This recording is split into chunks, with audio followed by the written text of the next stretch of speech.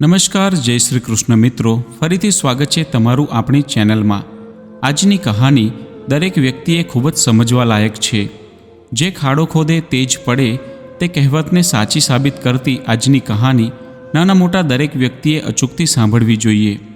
આજની કહાનીમાં આપણે કુદરતનો એવો ન્યાય જોઈશું જે તમે જીવનમાં ક્યારેય નહીં જોયો હોય। આજની કહાની સાંભળ્યા બાદ તમે તમારી આંખના આંસુ નહીં રોકી શકો। તો મિત્રો, તમને વિનંતી છે કે આ વિડીયોના અંત સુધી જોડાયેલા રહેજો અને વિડીયો પસંદ આવે તો લાઇક શેર કરજો અને હજુ સુધી જો તમે અમારી ચેનલને સબસ્ક્રાઇબ ના કરી હોય તો અત્યારે જ સબસ્ક્રાઇબ કરી દેજો તથા કોમેન્ટ બોક્સમાં હર હર મહાદેવ જરૂરથી લખી દેજો, જેથી ભગવાન ભોલેનાથની કૃપા આપણા સૌ પર નિરંતર બની રહે। તો ચાલો કહાની શરૂ કરીએ। ચારે બાજુ વાતાવરણ ઉદાસ હતું। પોતાની માનો અંતિમ સંસ્કાર કરીને હમણાં જ ઘરે પાછો આવેલો સુરેશ વારંવાર પોતાની માને યાદ કરીને રડી રહ્યો હતો। આંખોમાંથી નીકળી રહેલા આંસુ બંધ થવાનું નામ નહોતા લઈ રહ્યા। રહી રહીને તેની માનો અવાજ તેના કાનોમાં ગૂંજી રહ્યો હતો અને તે આમ તેમ જોવા લાગતો। ત્યારબાદ તે રડતા રડતા બોલ્યો, આજે સવારે જ માએ ડૉક્ટર પાસે લઈ જવા માટે કહ્યું હતું, પરંતુ મેં એ કહીને ના પાડી દીધી કે આજે મારે ખૂબ જ અગત્યના કામથી બહાર જવાનું છે। હું તમને ડૉક્ટર પાસે કાલે લઈ જઈશ, પરંતુ મને એ ક્યાં ખબર હતી કે આજનો દિવસ તેમની જિંદગીનો છેલ્લો દિવસ હશે। જો હું તેમને ડૉક્ટરની પાસે લઈ ગયો હોત તો મારી માં આજે મારી પાસે હોત। સુરેશની પત્ની કવિતાની આંખોમાંથી પણ આંસુ વહી રહ્યા હતા અને તે બોલી કે ભૂલ મારી જ હતી કે માજીને એકલા મૂકીને હું બજારમાં ખરીદી કરવા માટે ચાલી ગઈ। ન જાણે એવું ઘરમાં શું થઈ ગયું કે આખા ઘરમાં આગ ફેલાઈ ગઈ અને માજી હંમેશા માટે। આટલું કહીને કવિતા જોર જોરથી રડવા લાગી। પુત્ર અને પુત્રવધૂને શોકમાં આટલું રડતા જોઈને પાડોશની સ્ત્રીઓ તેને સાંત્વના આપવા લાગી અને કવિતાના વખાણ કરતાં એકબીજાને વાતો કરવા લાગી કે સાસુ અને વહુની વચ્ચે કેટલો બધો પ્રેમ હતો। તેઓ મા દીકરીની જેમ રહેતા હતા, પરંતુ કુદરતના નિર્ણયને કોણ બદલી શકે? જુઓ તો, રડી રડીને બિચારીની કેવી હાલત થઈ ગઈ છે। હજુ આ બધી વાતો ચાલી રહી હતી ત્યાં જ પાછળથી કોઈનો અવાજ સંભળાયો। શું થયું? આ બધું શું ચાલી રહ્યું છે? જ્યારે બધાએ પાછા વળીને જોયું ત્યારે બધા જ લોકો આશ્ચર્યચકિત થઈ ગયા, જાણે તેમના પગ નીચેથી જમીન સરકી ગઈ। ચારે બાજુ હાહાકાર મચી ગયો। કવિતાને પોતાની આંખો પર વિશ્વાસ નહોતો આવી રહ્યો। બીજી બાજુ સુરેશના ચહેરા પર આશ્ચર્યના ભાવ હતા। આખરે તે કોણ હતું કે જેના આવવાથી બધાની હેરાનીનું ઠેકાણું ના રહ્યું? તો ચાલો જાણીએ। સવિતાબેનને એક જ સંતાન હતું જેનું નામ સુરેશ હતું। પોતાના પતિના મૃત્યુ બાદ તેમની આર્થિક સ્થિતિ સારી ના હોવા છતાં પણ તેમણે પોતાના દીકરાને સારી રીતે ભણાવ્યો। પોતાની બધી જ સુખ સુવિધાઓનો ત્યાગ કરીને તેમના દીકરાએ આંખોમાં જે સપના જોયા હતા તેને પૂરા કરવા માટેનો હંમેશા પ્રયત્ન કરતા રહ્યા। સુરેશ પણ આ વાતને સારી રીતે જાણતો હતો અને હંમેશા તે પોતાની માને કહેતો કે જીવનમાં ક્યારેય પણ ગમે તેવો ખરાબ સમય આવી જાય પણ હું તમને એકલા ક્યારેય નહીં છોડું। હું હંમેશા તમારું ધ્યાન રાખીશ, તમને દરેક પ્રકારની સુખ સુવિધાઓ આપવાનો પૂરો પ્રયત્ન કરીશ। ધીમે ધીમે સમય પસાર થવા લાગ્યો। અભ્યાસ પૂરો થયા બાદ સુરેશને એક સારી નોકરી પણ મળી ગઈ અને એ દિવસ પણ જલ્દી આવી ગયો જ્યારે કવિતા સુરેશના જિંદગીમાં તેની પત્ની બનીને આવી। સવિતાબેને પોતાની વહુને ખૂબ જ લાડ અને પ્રેમ આપ્યો। તેમને દીકરી નહોતી એટલા માટે તેમની દીકરીના ભાગનો પ્રેમ પણ તેમણે પોતાની વહુને આપ્યો।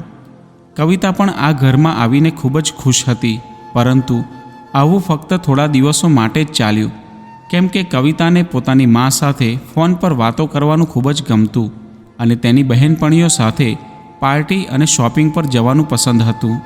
પોતાની જાત પર પૈસા ખર્ચ કરવા અને નવા ડ્રેસ ખરીદવા તેને ખૂબ જ પસંદ હતા। પરંતુ જ્યારે સવિતાબેન તેમની વહુ કવિતાને કોઈ કામ કરવા માટે કહેતા ત્યારે તેને પરેશાની થવા લાગતી। તે ઘરની જવાબદારી લેવા માટે સહેજ પણ તૈયાર નહોતી। હવે ફક્ત તેને પોતાની સાસુમાં ખામીઓ જ દેખાવા લાગી હતી। હંમેશા કવિતા પોતાની બહેનપણીઓને ફોન પર એ જ કહેતી કે ન જાણે હું કેવી જગ્યાએ આવીને ફસાઈ ગઈ છું। અહીંયા તો દરેકને ફક્ત પોતાનાથી જ મતલબ છે। આ લોકો એવું જ ઈચ્છે છે કે આખો દિવસ હું હું ફક્ત કામ જ કરતી રહું. વહુના નામ પર મફતની નોકરાણી આ લોકોને જોઈતી હતી. આખો દિવસ રસોડામાં જ મારો સમય પસાર કરતી રહું છું. મારી પોતાની કોઈ જિંદગી છે જ નહીં. ક્યારેક તો મન કરે છે કે કોઈ જગ્યાએ જઈને મરી જઉં. સવિતાબેન એ સારી રીતે જાણતા હતા કે તેમની વહુને ઘરના કામ કરવામાં ઇન્ટરેસ્ટ નથી.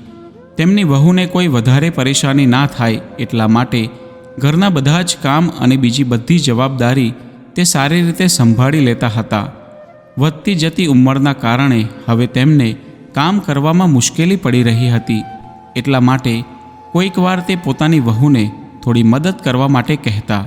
પરંતુ આ વાત પર કવિતા ખીજાઈ જતી અને ગુસ્સામાં આવીને બબડવા લાગતી કે આ ઘરમાં આવીને તો મારી જિંદગી જ બરબાદ થઈ ગઈ છે.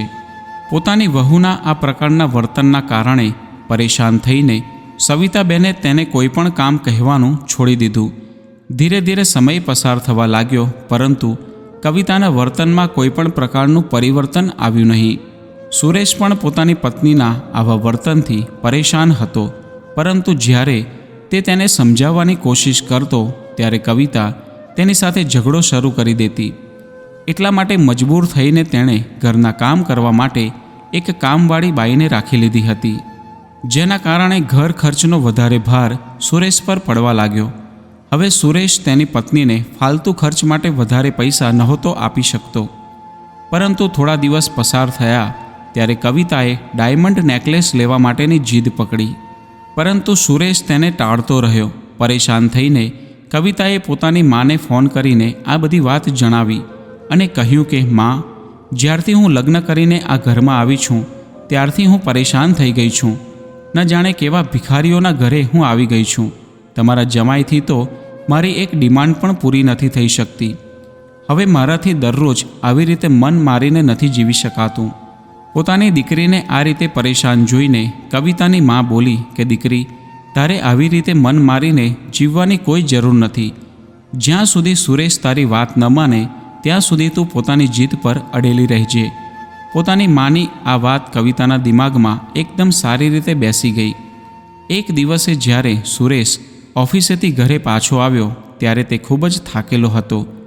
ઘરે આવીને જેવી જ તેણે પોતાની બેગ નીચે મૂકી ત્યારે સામે તેની પત્ની કવિતાનો ગુસ્સાથી ફૂલેલો ચહેરો તેણે જોયો. કદાચ સુરેશ તેની પત્નીના ગુસ્સાનું કારણ જાણતો હતો, એટલા માટે તેણે કવિતાને પાણી લાવવા માટે પણ કહ્યું નહીં અને ચૂપચાપ પોતાની જાતે જ રસોડામાં જઈને પાણીનો ગ્લાસ ભરીને લઈ આવ્યો. પરંતુ કવિતા ક્યાં ચૂપ રહેવાની હતી. તે ચિલ્લાવીને બોલી, તમને ખબર છે કે આજે કિટ્ટી પાર્ટીમાં મારું કેટલું બધું અપમાન થયું. મારી બધી જ બહેનપણીઓ પોતાના ડાયમંડના ઘરેણાં એકબીજાને દેખાડી રહી હતી અને હું પાછલા 6 મહિનાથી તમારી પાસે ડાયમંડ નેકલેસની માંગ કરી રહી છું. તે પણ તમે મને લાવીને આપી શક્યા નથી. હવે તો હદ થઈ ગઈ છે કંજૂસીની. મારી એટલી મોટી ડિમાન્ડ પણ નહોતી કે જે તમે પૂરી ના કરી શકો. હું તમને જણાવી દઉં છું કે ફરીવાર જ્યારે હું કિટ્ટી પાર્ટીમાં જઈશ તો હું પોતાનો હીરાનો હાર પહેરીને જ જઈશ. કવિતાએ ગુસ્સામાં આવીને આ વાત કરી ત્યારે સુરેશે તેને પ્રેમથી સમજાવતા કહ્યું કે જો કવિતા, અત્યારે મારી પાસે એટલા પૈસા નથી કે તને ડાયમંડનો નેકલેસ લાવી આપું, અને મા બીમાર રહે છે, તેમની દવાઓનો પણ ખર્ચો થાય છે, અને પાછું હવે કામવાળી બાઈને પણ ઘરમાં રાખી લીધી છે, તો હવે ખર્ચો પણ વધી ગયો છે. જ્યારે મારી પાસે વ્યવસ્થા થશે ત્યારે હું તને તારી પસંદગીની જ્વેલરી લાવી આપીશ. પોતાના પતિની વાત સાંભળીને કવિતા તે સમયે ચૂપ રહી અને ડાયમંડ નેકલેસના સપના જોવા લાગી. પરંતુ જ્યારે બીજા દિવસે સુરેશ ઓફિસેથી ઘરે આવ્યો ત્યારે તેનું મોં ઉદાસ હતું. હકીકતમાં પાછળના 2 મહિનાથી તેનો ટાર્ગેટ પૂરો ન થવાના કારણે તેના બોસે તેને સારો એવો ઠપકો આપ્યો હતો અને પોતાના જુનિયરની સામે પોતાનું અપમાન થતું જોઈને સુરેશથી સહન ના થયું અને તેનો પોતાના બોસ સાથે ઝઘડો થઈ ગયો, જેના કારણે તેને કંપનીમાંથી કાઢી મૂકવામાં આવ્યો. સુરેશને ઉદાસ જોઈને સવિતાબેને તેને પોતાની પાસે બેસાડ્યો અને તેને પૂછવા લાગી કે શું થયું બેટા, તું આટલો બધો પરેશાન કેમ છે? ત્યારે સુરેશે જણાવ્યું કે તેને કંપનીમાંથી કાઢી મૂકવામાં આવ્યો છે. પછી તે બોલ્યો કે માં, પાછલા ઘણા મહિનાથી આપણા ઘરનો માહોલ જ એવો ચાલી રહ્યો હતો કે જેના કારણે હું મારા કામમાં પૂરતું ધ્યાન ન આપી શક્યો અને મારું ટાર્ગેટ હું પૂરું ના કરી શક્યો, જેના કારણે બોસ મને ખરી ખોટી સંભળાવવા લાગ્યા. પરંતુ હું પણ કેવી રીતે સહન કરી શકતો? ગુસ્સામાં આવીને મેં પણ તેમને 2 વાત કહી દીધી અને આ કારણે જ મને કંપનીમાંથી કાઢી મૂકવામાં આવ્યો. પરંતુ ચિંતા કરવાની કોઈ જરૂર નથી, મને આનાથી પણ વધારે સારી નોકરી મળી જશે. આવું કહીને સુરેશ ઉદાસ થઈને પોતાની રૂમમાં ચાલ્યો ગયો. સવિતાબેન વિચારોમાં ખોવાઈ ગયા કે હવે ઘરનો ખર્ચો કેવી રીતે નીકળશે, કેમ કે સુરેશની પાસે કોઈ બચતના પૈસા પણ નહોતા. એક પૈસો ભેગો કરીને તેણે જે કંઈ પણ બચત કરી હતી તેનો ઉપયોગ તેણે આ ઘર ખરીદવામાં કરી દીધો હતો. પોતાના દીકરાની ચિંતા સવિતાબેનને સતાવી રહી હતી. બીજી બાજુ જ્યારે સુરેશે પોતાની નોકરી છૂટવાની વાત કવિતાને જણાવી ત્યારે કવિતા એ વિચારીને પોતાનું માથું પકડીને બેસી ગઈ કે હવે તે પોતાના મોજ શોખ કેવી રીતે પૂરા કરી શકશે. ત્યારબાદ સુરેશે પોતાની મજબૂરી જણાવતા તેની પત્નીને કહ્યું, કવિતા, આવી પરિસ્થિતિમાં મને તારી મદદની ખાસ જરૂર છે. ત્યારે કવિતા હેરાન થઈને બોલી કે હું તમારી કેવી રીતે મદદ કરી શકું? ત્યારે સુરેશે કહ્યું કે તું ઈચ્છું તો મારી મદદ કરી શકું છું. આ વાત પર કવિતા પ્રશ્નવાચક નજરોથી તેની સામે જોવા લાગી. ત્યારે સુરેશ બોલ્યો, કદાચ જો મને આવતા મહિના સુધી નોકરી ના મળી તો આ ઘરનો ખર્ચો કાઢવો ખૂબ જ મુશ્કેલ થઈ જશે અને આવી પરિસ્થિતિમાં આપણે કામવાળી બાઈનો ખર્ચો નહીં ઉઠાવી શકીએ.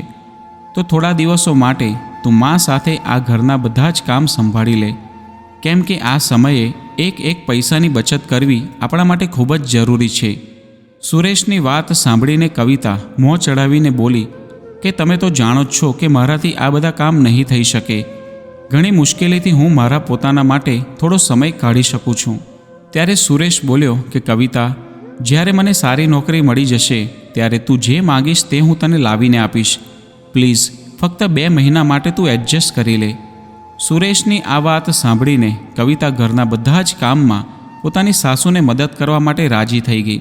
1 અઠવાડિયું પસાર થઈ ગયું હતું, પરંતુ સુરેશને ઘણી બધી કોશિશ કરવા છતાં પણ નોકરી નહોતી મળી રહી. બીજી બાજુ સવિતાબેન જેવા જ બપોરની રસોઈ બનાવવા માટે રસોડામાં ગયા ત્યારે જમીન પર પાણી ઢોળાયેલું હતું, જેના કારણે અચાનક તેમનો પગ લપસી ગયો અને જોરથી તે જમીન પર પડી ગયા. સુરેશે તેમનો ચિલ્લાવાનો અવાજ સાંભળ્યો અને તરત જ તે દોડતો રસોડામાં પહોંચી ગયો અને તેની પત્નીની મદદ લઈને સવિતાબેનને તેણે જેમ તેમ કરીને તેમના પલંગ પર સુવડાવ્યા. પરંતુ સવિતાબેન પીડાથી તડપી રહ્યા હતા અને ધીરે ધીરે દર્દ અસહનીય બની ગયું. તેમની આ ખરાબ હાલત જોઈને સુરેશ તેમને ડૉક્ટર પાસે લઈ ગયો. ડૉક્ટરે તપાસ કરી ત્યારે ખબર પડી કે તેમના એક હાથના હાડકામાં થોડું ફ્રેક્ચર થઈ ગયું છે. તેમની કમરમાં પણ ખૂબ જ વધારે દર્દ થઈ રહ્યું હતું, જેના કારણે ડૉક્ટરે તેમને થોડા સમય માટે બેડ રેસ્ટ કરવાની સલાહ આપી. નોકરી છૂટવાના અને પોતાની માની આ ઈજાના કારણે સુરેશ ખૂબ જ વધારે પરેશાન થઈ ગયો હતો અને ઘરનો ખર્ચો પણ હવે વધી ગયો હતો. પરંતુ તેનાથી પણ વધારે કવિતા પરેશાન થઈ ગઈ હતી, કેમ કે એક બાજુ કામવાળી બાઈ પણ ચાલી ગઈ હતી અને બીજી બાજુ તેની સાસુમાં જે આખો દિવસ ઘરમાં એક કામવાળી બાઈની જેમ કામ કરતી હતી તે હવે પથારીવશ થઈ ગયા હતા.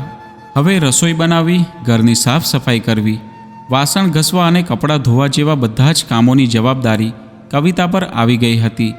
સાથે સાથે તેને સવિતાબેનના બધા જ કામ પણ કરવા પડતા હતા. પરંતુ સવિતાબેન લાકડીના સહારે બાથરૂમ સુધી તો જેમ તેમ કરીને જતા રહેતા હતા. તેમને ભોજન આપવું, દવા આપવી અને તેમના નાના કામ કરવા કવિતાને મુશ્કેલ લાગતા હતા. સુરેશ દરરોજ નોકરીની તલાશમાં સવારે ઘરેથી નીકળી જતો હતો અને બાળકોને પણ સ્કૂલે જવાનું રહેતું હતું, એટલા માટે કવિતાને પણ સવારે વહેલા ઉઠી જવું પડતું હતું. એક દિવસે સવારે ચા નાસ્તો કરીને કવિતા પોતાની રૂમમાં જઈને બેઠી અને પોતાની મા સાથે ફોન પર વાતો કરવા લાગી. તું જાણતી નથી કે મારા પર કેટલી બધી મુસીબત આવી ગઈ છે. આખો દિવસ કામવાળી બાઈની જેમ ઘરના કામમાં પરોવાયેલી રહું છું. એક ક્ષણ માટે પણ મને આરામ નથી મળતો. નોકરાણી કરતાં પણ ખરાબ હાલત થઈ ગઈ છે તમારી દીકરીની. હજુ કવિતા પોતાની મા સાથે ફોન પર વાતો કરી રહી હતી કે તેવામાં જ સવિતાબેનનો અવાજ સંભળાયો કે વહુ, મારા માટે 1 કપ ચા બનાવી આપ, મને ખૂબ જ ઠંડી લાગી રહી છે. પોતાની સાસુની વાત સાંભળીને કવિતા પોતાની માને કહેવા લાગી કે શું જણાવું માં, ન જાણે ક્યારે મારી સાસુ ઠીક થશે.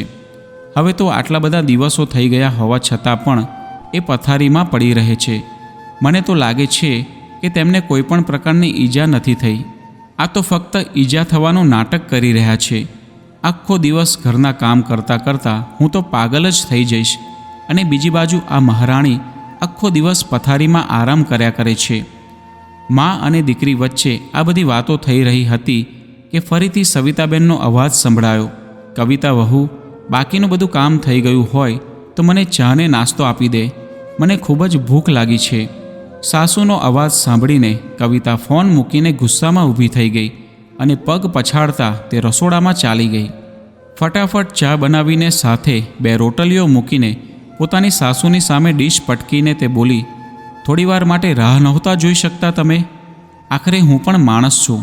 સવારથી કામ કરતાં કરતાં થાકી ગઈ હતી અને થોડીવાર માટે પોતાની રૂમમાં જઈને હું આરામ કરવા લાગી તો કઈ આફત આવી પડી હતી તમારા પર?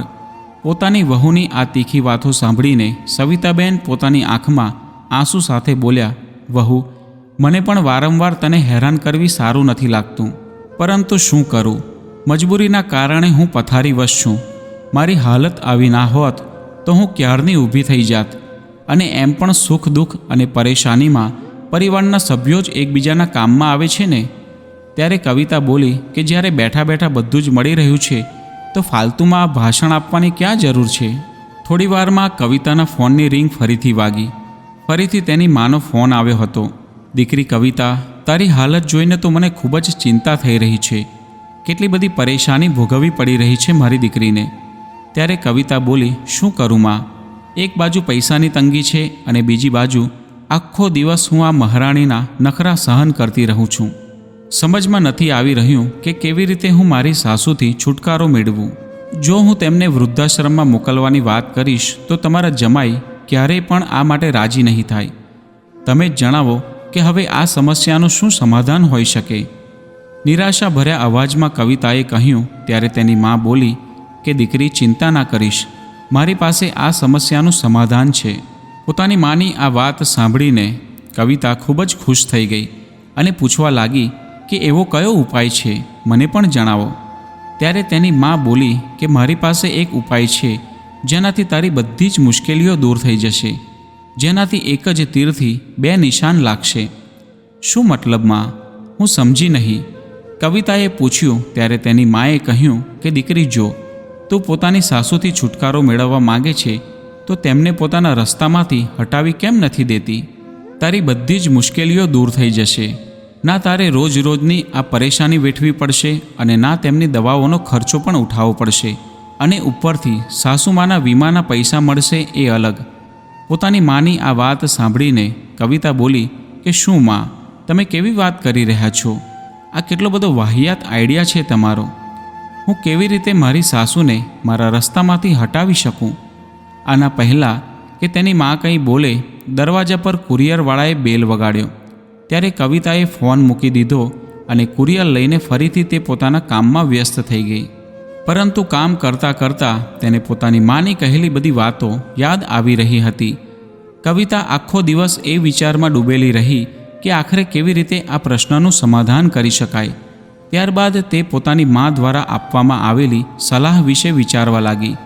પહેલાં જ્યારે તેની માએ કહેલી વાત એકદમ ફાલતુ લાગી રહી હતી, હવે તે જ દિશામાં આગળ વધવાનો વિચાર કરી રહી હતી. તેને એવું લાગી રહ્યું હતું કે આવું કોઈ પગલું ભરીને તે પોતાની બધી જ પરેશાનીઓથી આઝાદ થઈ જશે. અને ઘણો બધો વિચાર કર્યા બાદ તેને એક આઈડિયા આવ્યો.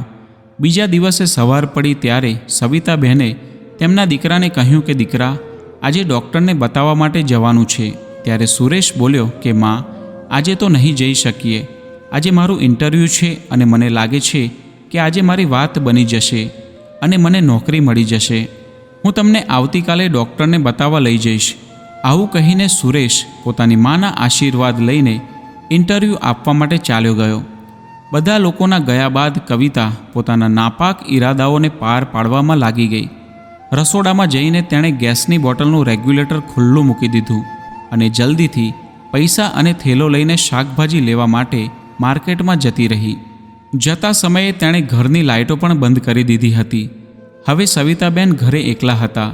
તેઓ તે સમયે ઘેરી ઊંઘમાં હતા. કવિતાના ગયા બાદ થોડા સમય પછી તેઓ ઊંઘમાંથી જાગી ગયા.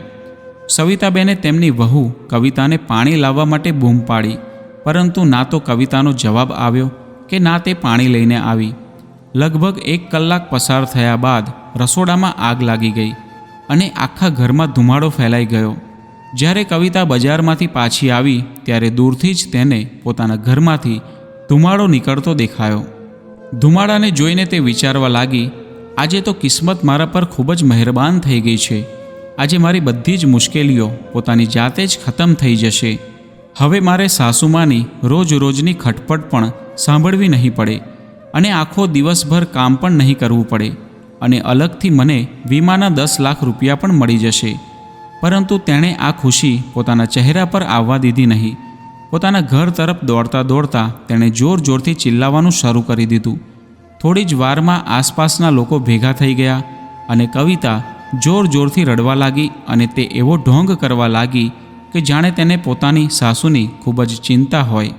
આવું નાટક કરીને તે પોતાના ઘર તરફ દોડવા લાગી. ત્યારે ત્યાં ભેગા થયેલા લોકોએ તેને અંદર જતા રોકી લીધી. એ સમયે સુરેશ પણ ઘરે પાછો આવી ગયો હતો. એને નોકરી મળી ગઈ હતી. તેના કારણે તે ખૂબ જ ખુશ હતો. પરંતુ જેવો જ તે ઘરે પાછો આવ્યો ત્યારે તેણે જોયું કે ફાયર બ્રિગેડવાળા તેના ઘરમાં લાગેલી આગ બુઝાવી રહ્યા હતા. ઘરની બહાર ખૂબ જ ભીડ જામી ગઈ હતી અને કવિતા જોરથી રડી રહી હતી અને ચિલ્લાવી રહી હતી. વારંવાર ચીસો પાડીને તે બોલી રહી હતી કે કોઈ મારી સાસુમાને બચાવી લો. તેની આ વાત સાંભળીને સુરેશના હાથોમાંથી મીઠાઈનો ડબ્બો નીચે પડી ગયો અને તે કાંપતા અવાજમાં બોલ્યો કે કવિતા, આખરે થયું છે શું અને માં ક્યાં છે? ત્યારે કવિતાએ રડતા ઘરની તરફ ઇશારો કરીને જણાવ્યું કે માં ઘરમાં છે. આટલું સાંભળતા જ માનો પોકાર કરતો સુરેશ ઘરની તરફ દોડ્યો, પરંતુ ત્યાં સુધી ખૂબ જ મોડું થઈ ગયું હતું. ઘરમાં લાગેલી આગ હવે ઓલવાઈ ગઈ હતી. જ્યારે બધા લોકો અંદર ગયા તો ત્યાં એક વૃદ્ધ મહિલાની લાશ પડી હતી, જે ખૂબ જ ખરાબ રીતે આગમાં સળગી ચૂકી હતી. આ બધું જોઈને સુરેશના દુઃખનું ઠેકાણું ના રહ્યું. માં કહીને ચિલ્લાવતો સુરેશ ખૂબ જ જોરથી રડવા લાગ્યો અને બીજી બાજુ કવિતા પણ એવી રીતે ચિલ્લાવી રહી હતી જાણે તેની આખી દુનિયા લૂંટાઈ ગઈ હોય. બધા સગા સંબંધીઓને જાણ કરી દેવામાં આવી અને લગભગ 2 કલાક બાદ સવિતાબેનના અંતિમ સંસ્કાર પણ થઈ ગયા. અંતિમ સંસ્કાર કર્યા બાદ બધા લોકો ઘરે પહોંચી ગયા. રસોડામાંથી આગ ફેલાવાના કારણે ઘર અને હોલને ખરાબ રીતે નુકસાન થયું હતું, જ્યારે બાકી રહેલી રૂમમાં કંઈ ખાસ નુકસાન નહોતું થયું. સુરેશ ક્યારેક પોતાની માને યાદ કરતો તો ક્યારેક તે પોતાના ઘર તરફ જોતો, જેમાં પોતાની મા સાથેની તેની ઘણી બધી યાદો જોડાયેલી હતી. બીજી બાજુ રડવાનો ઢોંગ કરતી કવિતા એ વિચારીને પરેશાન હતી કે આખરે તેની મા હજુ સુધી અહીં પહોંચી કેમ નથી. બીજી બાજુ સુરેશ પોતાની માના જવાના શોકમાં લગાતાર રડી રહ્યો હતો. ત્યારે કવિતા પણ રડીને પોતાનું દુઃખ પ્રગટ કરી રહી હતી. પાડોશની મહિલાઓ ક્યારેક ગળે લગાવીને કવિતાને સહારો આપતી હતી તો ક્યારેક વાતોથી તેને સાંત્વના આપતી હતી. કવિતાની આંખોમાંથી મગરમચ્છના આંસુ વહી રહ્યા હતા. ત્યારે જ અચાનક દરવાજામાંથી કોઈ અંદર આવ્યું અને અવાજ આવ્યો કે શું થયું? આ બધું શું ચાલી રહ્યું છે? અને આ અવાજ સાંભળીને બધા જ લોકો પાછું વળીને જોવા લાગ્યા, પરંતુ જેણે પણ જોયું તો તે જોતા જ રહી ગયા. અચાનક બધા જ લોકોમાં હાહાકાર મચી ગયો. જેવું જ સુરેશે પાછું વળીને જોયું તો તેની હેરાનીનું ઠેકાણું ના રહ્યું. તેના ચહેરા પર આશ્ચર્ય અને ખુશીના મિશ્ર ભાવ હતા, કેમ કે ત્યાં બીજું કોઈ નહીં પરંતુ સ્વયં સવિતાબેન ઊભા હતા. તેમને જોતાં જ સુરેશ જોરથી ચિલ્લાયો, માં, અને દોડીને તે પોતાની માને ગળે વળગી પડ્યો. સવિતાબેનને પોતાની સામે જોઈને તેમની વહુ કવિતાની આંખો ફાટી ગઈ. એ તો લગભગ ચક્કર ખાઈને પડવા જઈ રહી હતી. તેને એ સમજમાં નહોતું આવી રહ્યું કે આખરે આ કેવી રીતે સંભવ બન્યું. જે માનો હમણાં જ અંતિમ સંસ્કાર કરીને તેઓ ઘરે પાછા આવ્યા હતા, તે માં આખરે તેમની સામે સહી સલામત જીવતી જાગતી કેવી રીતે ઊભી છે? અને જો સવિતાબેન અહીં ઊભા છે તો જે મહિલાનો તેમણે અંતિમ સંસ્કાર કર્યો હતો તે મહિલા કોણ હતી? આ બધા માટે એક ખૂબ જ મોટો કોયડો બની ગયો હતો, જેનો જવાબ જાણવો બધા માટે ખૂબ જ જરૂરી હતો. હકીકતમાં એવું બન્યું હતું કે જ્યારે કવિતા રેગ્યુલેટર ખુલ્લું રાખીને બજારમાં જવા નીકળી ગઈ હતી, તેના તરત જ 2 મિનિટ પછી દરવાજાની ઘંટડી વાગી. ત્યાં સુધી ગેસ આખા ઘરમાં નહોતો ફેલાયો અને જેવા સવિતાબેન ઊભા થઈને દરવાજા તરફ ગયા અને લાઇટ્સ ચાલુ કરીને દરવાજો ખોલ્યો ત્યારે તેમણે કાંઈ પણ ખાધું પીધું ન હોવાને કારણે કમજોરીથી તેઓ ચક્કર ખાઈને નીચે પડી ગયા. સવિતાબેનની ખૂબ જ નજીકની બહેનપણી શકુંતલા તેમનો હાલચાલ પૂછવા માટે તેમના દીકરા સાથે તેમના ઘરે આવી હતી. ત્યારે તેમની બહેનપણીએ તેમને આવી હાલતમાં જોયા ત્યારે તે અને તેનો દીકરો પોતાની કારમાં તેમને બેસાડીને હોસ્પિટલે લઈ ગયા. બીજી બાજુ કવિતાની મા ફક્ત એટલું જ ઈચ્છતી હતી કે કવિતાને તેની સાસુ નામની ઝંઝટથી જલ્દી જ મુક્તિ મળી જાય. એટલા માટે સવિતાબેનને કવિતાની જિંદગીમાંથી હંમેશા માટે કાઢવાનો પ્લાન બનાવવા માટે તે કવિતાના ઘરે આવી ગયા. જેવા જ તે ઘરમાં આવ્યા ત્યારે ચારે બાજુ અંધારું હતું. પોતાની દીકરીને બૂમ પાડી પરંતુ કોઈ જવાબ આવ્યો નહીં. જેવી જ તેમણે લાઇટ ચાલુ કરી તો સ્વિચના સ્પાર્કિંગના કારણે ઘરમાં ફેલાયેલા ગેસે આગ પકડી લીધી. તરત જ આગે આખા રસોડા અને હોલને ઘેરી લીધું. કવિતાની મા તે આગની ઝપેટમાં આવી ગયા અને આગમાં સળગવા લાગ્યા. તેઓ જોરથી ચીસો પાડવા લાગ્યા પરંતુ ધુમાડાના કારણે તેમને કાંઈ પણ દેખાઈ નહોતું રહ્યું અને બહાર નીકળવાનો અને પોતાનો જીવ બચાવવાનો કોઈ પણ રસ્તો નજર નહોતો આવી રહ્યો. ત્યારે બીજી બાજુ સવિતાબેનને સમય પર ભોજન ન મળવાના કારણે ઘણી બધી કમજોરી આવી ગઈ હતી. તેથી ડૉક્ટરે તેમને ગ્લુકોઝની બોટલ ચડાવી હતી, જેના કારણે ઘરે આવવામાં તેમને મોડું થઈ ગયું. બજારમાંથી પાછી આવેલી કવિતાએ જ્યારે ઘરમાંથી ધુમાડો નીકળતા જોયો ત્યારે તે એ વિચારીને ખુશ થઈ રહી હતી કે આખરે તેણે પોતાના રસ્તાના પથ્થરને હટાવી દીધો. પરંતુ તેને ખબર નહોતી કે તે ઘરમાં તેની સાસુ નહીં પરંતુ તેની મા જ જીવતા સળગી ગઈ હતી. તે મનમાં ને મનમાં ખુશ થઈ રહી હતી કે તેના રચેલા ચક્રવ્યૂહના કારણે તેને હંમેશા માટે પોતાની સાસુથી છુટકારો મળી જશે. પરંતુ આજે જ્યારે અંતિમ સંસ્કાર બાદ તેણે પોતાની સાસુને પોતાની સામે ઊભેલા જોયા તો તેની આંખો ફાટી ગઈ. બીજી બાજુ સવિતાબેન પણ એ સમજવામાં અસમર્થ હતા કે આખરે તેમના ઘરમાં આ બધું શું થઈ રહ્યું છે. જ્યારે તેમણે જણાવ્યું કે તે કમજોરીના કારણે ચક્કર ખાઈને નીચે પડી ગયા હતા અને તે પોતાની બહેનપણીની સાથે ડૉક્ટરને બતાવવા માટે ગયા હતા ત્યારે બધો મામલો સ્પષ્ટ થઈ ગયો. પરંતુ હજુ સુધી બધાની વચ્ચે એ વાત સ્પષ્ટ નહોતી થઈ કે આખરે મૃત્યુ કોનું થયું છે. પોલીસને બોલાવવામાં આવી અને બધા સીસીટીવી કેમેરાને ચેક કરવામાં આવ્યા. ત્યારે ખબર પડી કે સવિતાબેનના ઘરેથી ગયા બાદ 1 કલાક પછી કવિતાની મા તેમના ઘરે આવી હતી અને જે વૃદ્ધ મહિલાનું મૃત્યુ થયું હતું તે બીજું કોઈ નહીં પરંતુ કવિતાની મા હતી. આ વાત સાંભળીને કવિતાનું હૃદય હચમચી ગયું. તેની હાલત એવી થઈ ગઈ હતી કે કાપવામાં આવે તો લોહી ના નીકળે. આપણે મોટાભાગે વડીલો પાસેથી સાંભળ્યું છે કે જે બીજા માટે ખાડો ખોદે છે તે પોતે જ ખાડામાં પડી જાય છે. આજે આ વાત સાબિત થઈ. તેને એ વાત પર વિશ્વાસ નહોતો આવી રહ્યો કે જે ઝાડ તે અને તેની મા સવિતાબેન માટે બિછાવવા જઈ રહ્યા હતા તે ઝાડમાં તો હકીકતમાં તેની મા ફસાઈ ચૂકી હતી અને આગની અંદર ખૂબ જ ખરાબ રીતે સળગીને તે મરી ચૂકી હતી. પોતાના હાથોથી જ તેણે પોતાની માની જિંદગી ખતમ કરી દીધી હતી. કુદરતનો ન્યાય થઈ ચૂક્યો હતો અને કવિતા આ ન્યાયને જોઈને સ્તબ્ધ હતી. બનાવટી આંસુ હવે વાસ્તવિક આંસુઓમાં પરિવર્તિત થઈ ચૂક્યા હતા. કવિતા પર તો જાણે દુઃખોનો પહાડ તૂટી પડ્યો. આ બધું કેવી રીતે થઈ ગયું? માં, તમે પાછા આવી જાઓ. તમે આ રીતે મને છોડીને નહીં જઈ શકો. આવા સમયમાં સવિતાબેન તેમને સહારો આપી રહ્યા હતા. જેના માટે તેણે આટલી મોટી સાજિશ રચી હતી તે જ સાસુમાં તેને અત્યારે સંભાળી રહ્યા હતા. તેના મસ્તકને પોતાના ખભાનો સહારો આપીને તેને હિંમત આપી રહ્યા હતા. પોતાની સાસુનો આ પ્રેમ જોઈને તેનું અંતર્મન આજે તેને ધિક્કારી રહ્યું હતું. એ શર્મિંદા તો હતી પરંતુ આ મહેસૂસ કરવામાં તેણે કદાચ ઘણું બધું મોડું કરી દીધું હતું. આખા ઘરમાં કવિતાના જોરથી રડવાનો અવાજ ગુંજી રહ્યો હતો. પરંતુ આ બધું તેના કરેલા કર્મોનું જ ફળ હતું જે કુદરતે તેને આપ્યું હતું. તો મિત્રો, આજની કહાની તમને કેવી લાગી તે કોમેન્ટ કરીને જરૂર જણાવજો. અને વિડીયો પસંદ આવ્યો હોય તો લાઈક અને શેર કરજો તથા ચેનલ પર નવા હોય તો ચેનલને સબસ્ક્રાઈબ જરૂરથી કરજો. ફરી મળીશું એક નવા વિડીયો સાથે. જય સ્વામિનારાયણ, જય શ્રી રામ, જય શ્રી કૃષ્ણ, હર હર મહાદેવ.